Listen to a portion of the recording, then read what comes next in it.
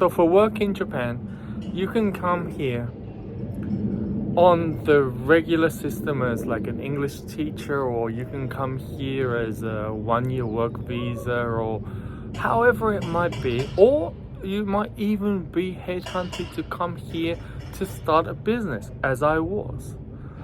But moving on from one position or one industry to another, you will hit some situations, and those are looking for a job as a general job post, and generally that is not going to get you a great salary or a great increase. However, you can go through headhunting companies, but you need to know how to navigate through those headhunting companies. And I've done that. I've been headhunted like 3 times in my lifetime, and I can tell you right now, I've had coffees or video demos with, video calls, not video demos, video calls, sorry, Japanese, it's creeped into the video, with over, I can tell you right now, 200 people. And the main thing is, it depends on where you're starting from. So if you're starting from like let's say, okay, no disrespect to anything at all, but if you're starting from an English teacher's perspective, you need to find out how to get out of that. Who are your contacts? What is your country of origin, and what is your embassy in Japan? And what embassy events do you have in Japan? And what local events connected to your embassy do you have, or kind of business events connected to your embassy or your country? That is a really quick way to build some kind of like something above your position that you're doing right now. And then once you have some attachment to that, you can start to attach that to headhunting companies or something along those lines.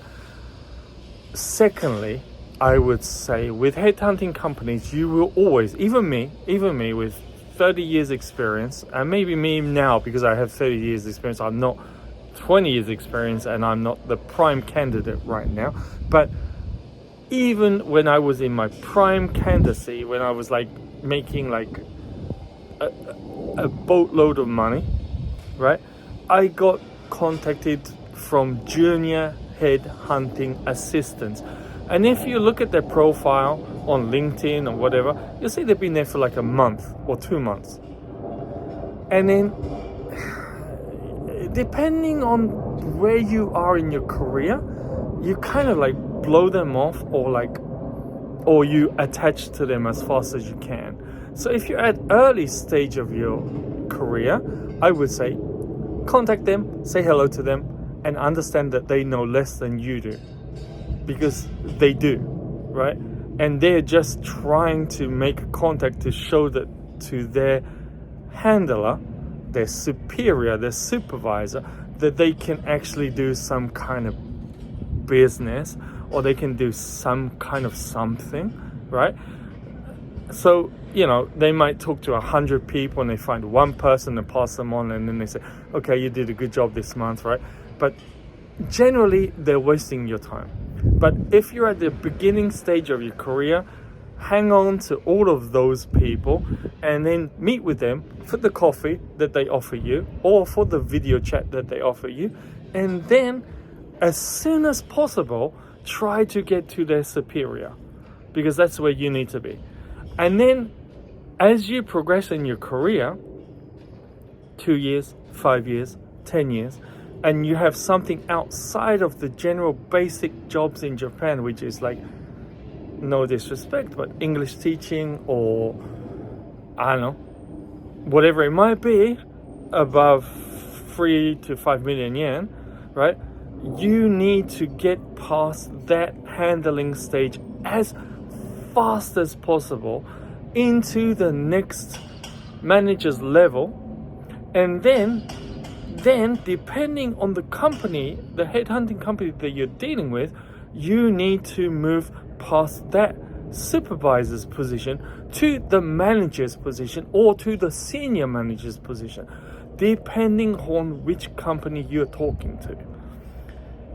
Then once you have made that connection and you have shown that you have a CV behind you, or at least energy behind you, and they make one placement with you and you stay there for more than 6 months and they make money off of you, you have a connection for 20 years with that company.